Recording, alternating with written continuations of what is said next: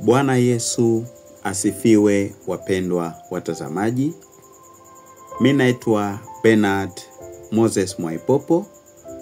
Karibuni sana kwenye somo hili la leo nimewaandalia. Bila shaka mtajifunza kitu ambacho ni cha kipekee sana. Kwa kuwa mtakavyoingia sivyo ndivyo mtakavyotoka. Bila kupoteza muda, somo la leo linasema, mtumishi wa kweli wa Mungu anakuaje? Ni moja kati ya kitu ambacho kinachanganya watu wengi sana. Watu wengi wanaona vibanda vingi sana vimewazunguka, na hivyo vibanda vinaitwa makanisa. Wanashindwa kuelewa na kutambua ni lipi ndio kanisa na lipi ambalo sio kanisa.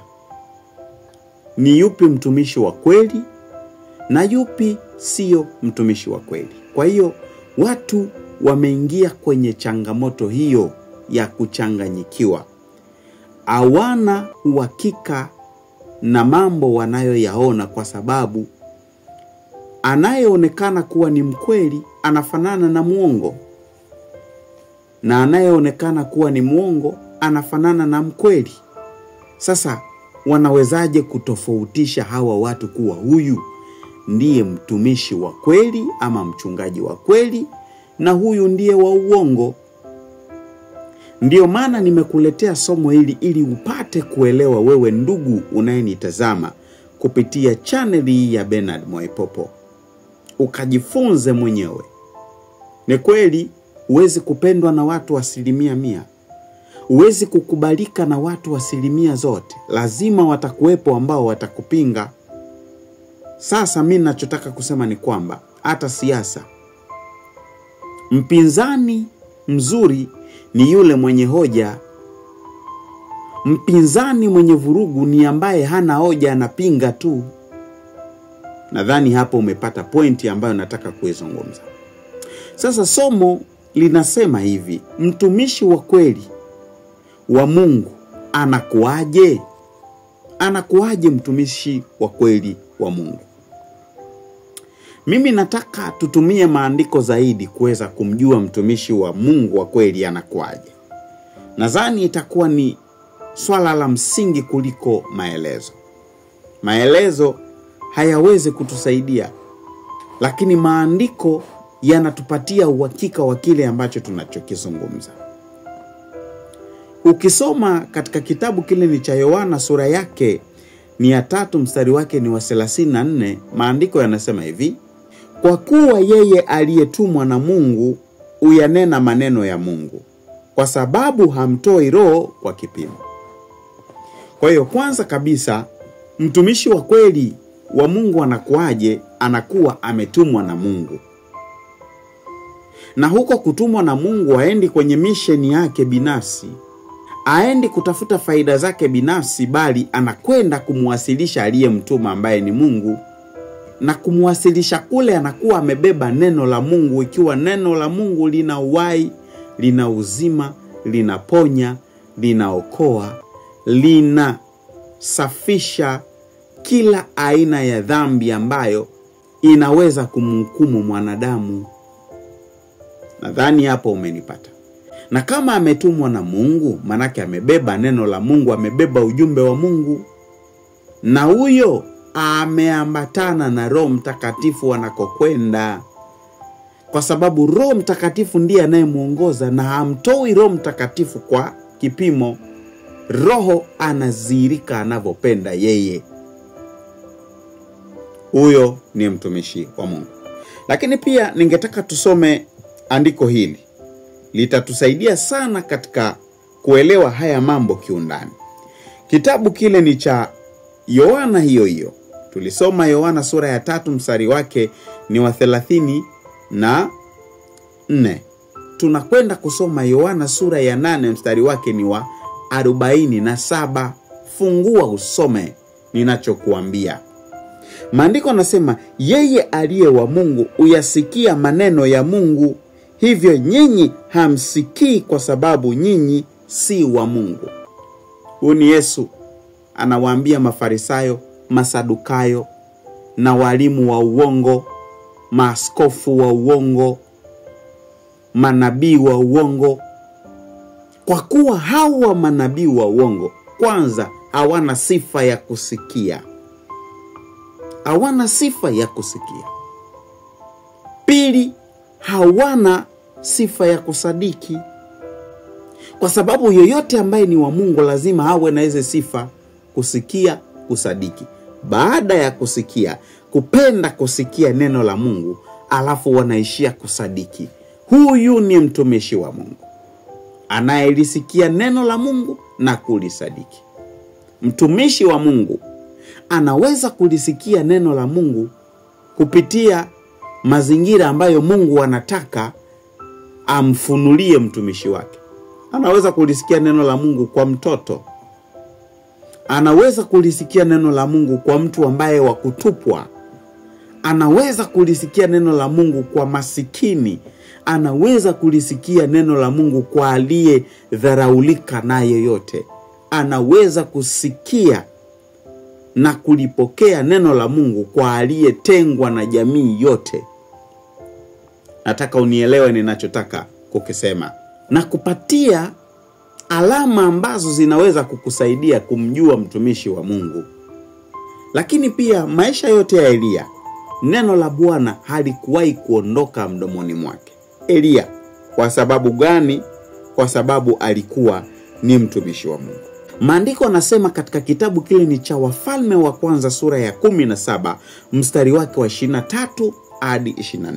Maandiko yanasema, Elia akamtua mtoto, akamchukua toka orofani mpaka chini ya nyumba ile, akampa mama yake. Elia akanena, tazama mwanayo yu hai. Mwanamke akamwambia Elia, sasa najua ya kuwa wewe ndiwe mtu wa Mungu, na ya kuwa neno la Bwana kinywani mwako ni kweli. Kwa yule mama alipomwona Elia, alikuwa analiona neno la Bwana lipo kinywani mwake.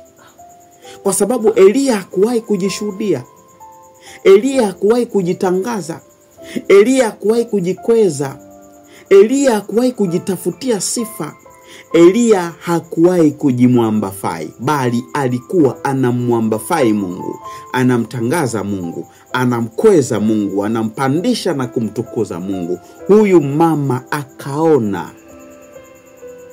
Huyu mama akafunuliwa macho yake, akaona neno ambalo Elia alikuwa akitembea nalo ni la Mungu peke yake, sio la kwake.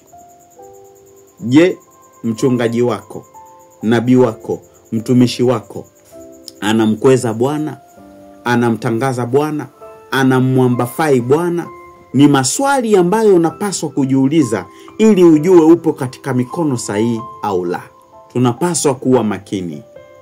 Dunia imechafuka. Wabaya wameingia kila kona. Kila pembezoni mwa dunia wapo. Kwa sababu gani? Lazima unabii utimie. Lazima unabii utimie. Dunia haiwezi kuwa na watu wazuri tu, lazima wabaya pia wawepo. Ninachotaka kumalizia ni hichi hapa. Mchungaji wako, nabii wako, shemasi wako, mwinjilisi wako, hata hawe maarufu kiasi gani, kama halihubiri neno la Bwana, kama hamtangazi Bwana, kama hamnufaishi Bwana, kama hasemi yale ambayo Bwana anataka watu wayasikie, ni bure. Anafanya kazi ya bure. Anafanya kazi ya bure ambayo haina malipo, haina ushuhuda, haina thamani, haina mrejesho, haina chochote kile, haina udhao. Kwa nachotaka kukisema ni kwamba lazima mchungaji wako kila anachokifanya akifanye kwa ajili ya Bwana. Na anayefanya chochote kile kwa ajili ya Bwana, hofu ya Bwana inakuwa ndani yake. Hofu inakuwa ndani yake kwa sababu wafanyi kazi yake. Hawezi kula rushwa. Ni kweli anaweza kujichanganya, lakini atarudi tu. Hatakuwa na kiburi. Atakuwa mwenye kutubu anapogundua kuwa amekosea.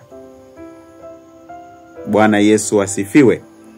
Ukisoma katika kitabu kile ni cha Matendo ya Mitume sura ya 20 mstari wake ni wa 24, maandiko yanasema hivi: lakini siyahesabu maisha yangu kuwa kitu cha thamani kwangu, kama kuumaliza mwendo wangu na huduma ile niliyoipokea kwa Bwana Yesu, kuishuhudia habari njema ya neema ya Mungu. Paulo anazungumza habari ambayo iko very romantic. Anaposema amemaliza mwendo wake, manake ni kwamba amemtangaza Yesu enzi za uhai wake na ameridhika na kile alichokifanya. Moyo wake unamshuhudia yuko salama. Kwa sababu asingefanya haya angekuwa amefanya kazi bure.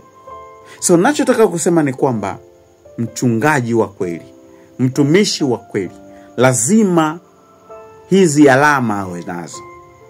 Lazima vitu hivi hatembee navyo. Afanye kazi kwa ajili ya Bwana, sio kwa ajili yake. Kuna watu wengine wanasema kwamba mtumishi wa Mungu lazima avae hivi, lazima avae vile. Of course, unapokuwa mtu mwenye heshima, lazima uwe na mavazi ambayo unapaswa kuvaa kwa ajili ya kujiheshimisha. Usivae mavazi ambayo mwili wako unaonekana hovyo, labda mwili wako hausitiriki. No, hai make sense. Lakini kwamba kusema kwamba mchungaji hafai kuvaa jinzi, mimi sijawahi kuona hilo andiko. Kwa sababu ukiangalia mavazi ambayo alikuwa anavaa Yohana Mbatizaji, ungeweza kusema ni mganga wa kienyeji. Lakini pia nitakuja na somo kamili linalozungumzia swala la mavazi kwa wachungaji. Watu walivaa mavazi ya aina gani?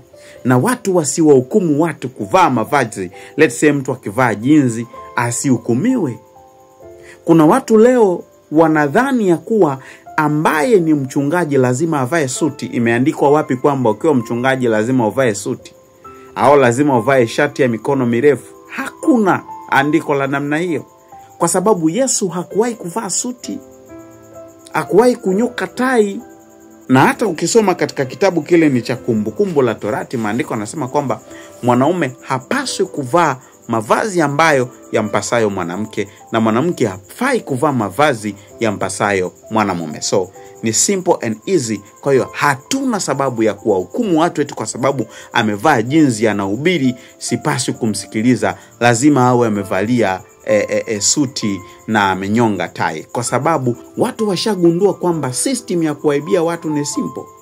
Ukitaka kuwaibia watu, vaa suti na tai vizuri, afu vaa moka yako nzuri ambayo umeipaka kiu vizuri inang'aa. Then chukua Biblia yako, weka makwapani, kawahubirie watu kwa kufoka. Kawaite watu kwa kufoka, ama kawatabirie, utapata na utawakamata. Mtumishi anaweza hata kuwa anazungumza kwa sauti ya upole na akaleta neno ambalo linaweza kubadilisha mioyo ya wote ambao wanatakikana kuingia katika ufalme wa Mungu.